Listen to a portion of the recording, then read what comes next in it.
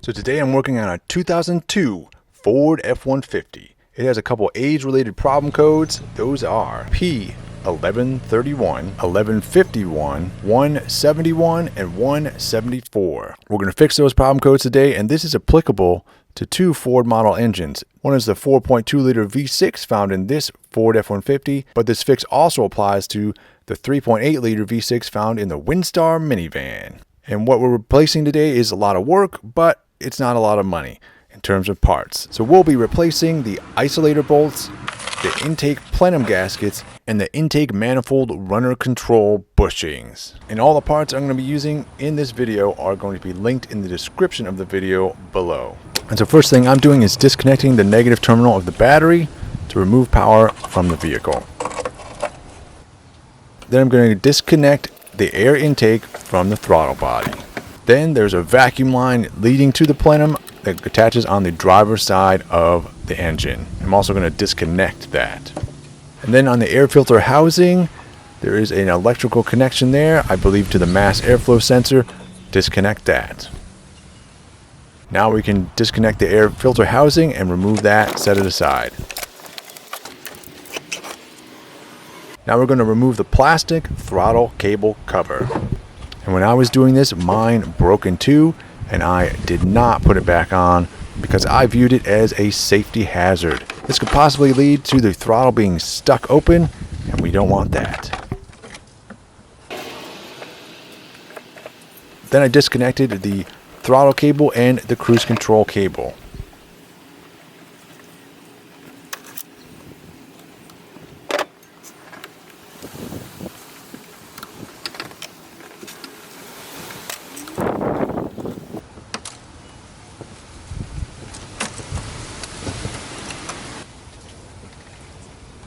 Then I labeled the electrical connection to the idle air control valve and disconnected that. And then removed the idle air control valve.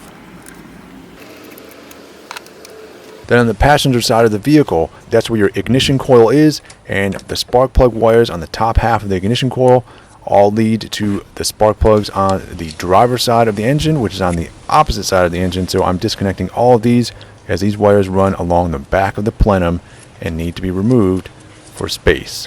What little space there is back there.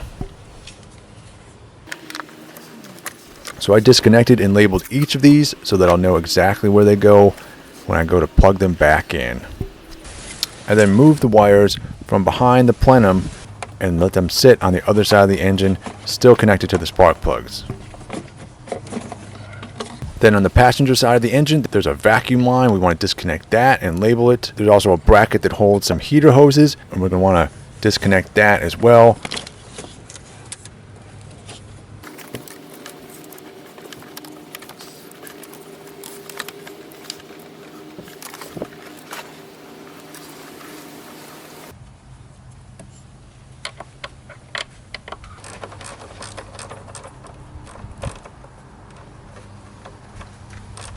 Then back on the driver's side of the engine, there is another vacuum line. We want to remove this as well.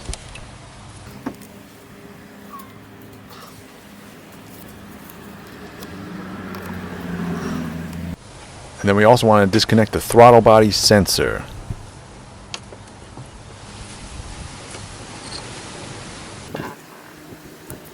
Now we can get to the meat of it, which is removing all the bolts that are holding the top of the plenum down.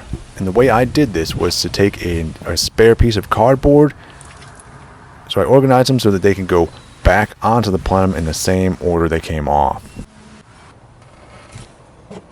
And with all the bolts off, I can now remove the plenum top.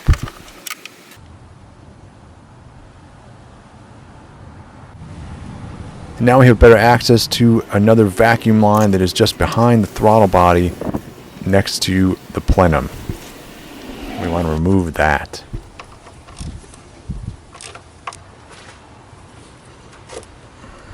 And once that's done, now we can turn our attention to the isolator bolts themselves. These are those little rubber coated bolts. Those are found down inside the bottom of the plenum. There's 8 of these.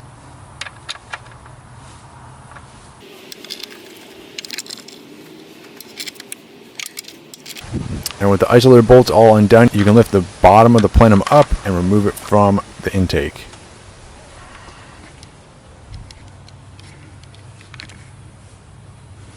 And then to get the isolator bolts out of the plenum, I turn the plenum upside down. I set it on top of a nice soft surface like a towel or something similar. And I utilized a deep socket that was smaller than the isolator bolt itself so that I wouldn't damage the plenum. And I used that as a tool to hammer the plenum out from the bottom back out through the top. And with the old ones out, you can look at them and you can tell what the problem is here and why we get these codes. Is we basically have an air leak, a vacuum leak going on here, and it's because the rubber on these isolator bolts hardens up over time, and at the high mileage of this vehicle, these are pretty much rock solid. And then when we've got it off, there's several gaskets on the bottom of the plenum. I'm going to remove these and install new ones. I'm also going to make an effort. I made an effort to clean the plenum, although it didn't seem very effective. There's also a rubber gasket that goes between the two layers of plenum, the top and bottom. I'm going to remove that and put in the new one as well.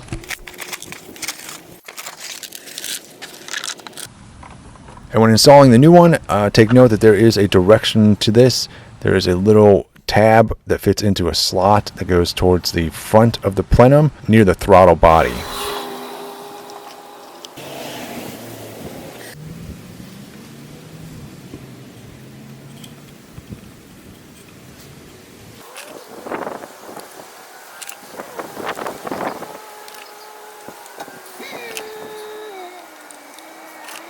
And this is the point that we want to look at those intake manifold runner control bushings.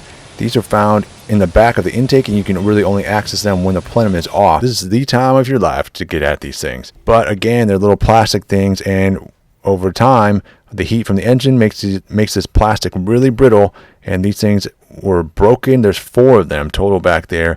At each end of these links, there's a plastic bushing like this, and basically I just broke the old ones out, installed the new plastic bushings on them, and then reinstalled them. And with our new bushings installed and our new gaskets installed on the plenum, we can now reinstall the bottom part of the plenum. And then this is where our isolator bolts come into play. We'll get the new ones out and install those back into the plenum. And then there's a torque sequence to these guys. And so I installed them finger tight first, got all 8 of them in there, tightened them down by hand, finger tight, and then got out my small torque wrench, because this is in inch pounds, not foot pounds, inch pounds.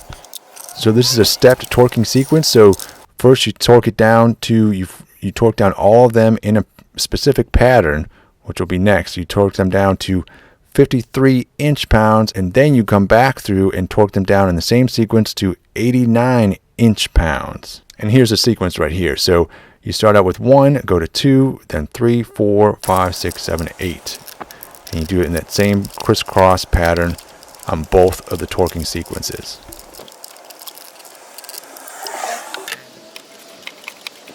And with that properly torqued down, I then reinstalled the top of the plenum. And I got out my bolts from my piece of cardboard, reinstalled them back in the same order I removed them, and then I tighten these down as best I could.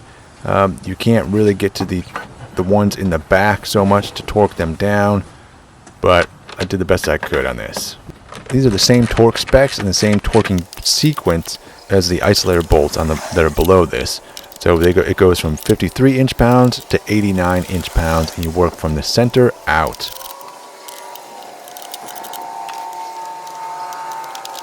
And then with the plenum top secured, I then moved on to reinstalling all the other little bits and reconnecting everything that we disconnected earlier. So there's a vacuum line on the side of the throttle body.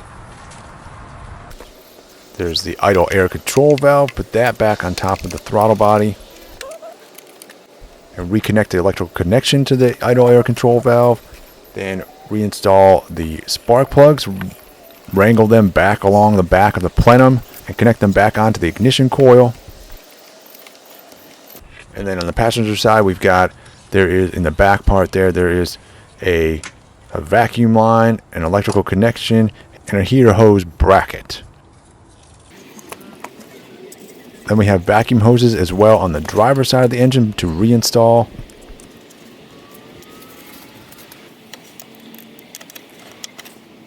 There's the throttle body sensor as well. And then of course we're not going to go anywhere without the throttle cable and the cruise control cable.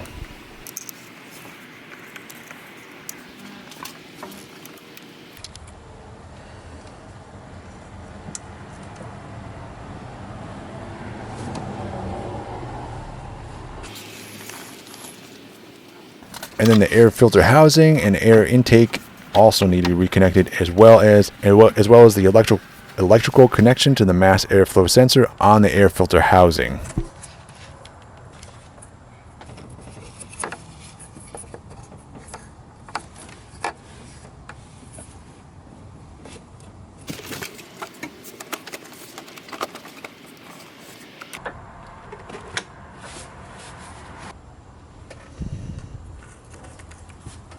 And with everything reconnected back on the engine, we can reconnect the battery cable, the negative terminal, and start this sucker up and see if we've actually accomplished something.